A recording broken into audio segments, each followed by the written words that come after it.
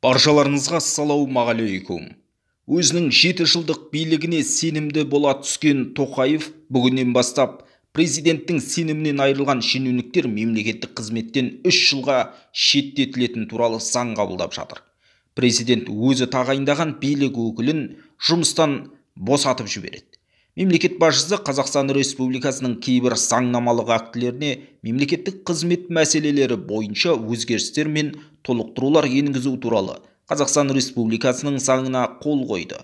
Енді мемлекет басшысы Қасым-Жомарт Тоқаевтың сенімінен жоғалтқан ақ жағалылар жұмыстан 3 жылға шеттетілетін болады. Яғни өзіне жүктелген міндетті абыроймен атқармаса, президент өзі тағайындаған билік өкілін жұмыстан босатады. Дәл осы 3 жылда ол басқа мемлекеттік қызметте еңбек ете алмайды. Қалай ойлайсыз, Тоқаев бұндай қатаң заңға не үшін баруы мүмкін?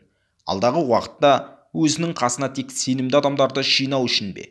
Төмендегі комментарийге пікір қалдырыңыз, каналға жазылып, қолдау білдіруді ұмытпаңыз.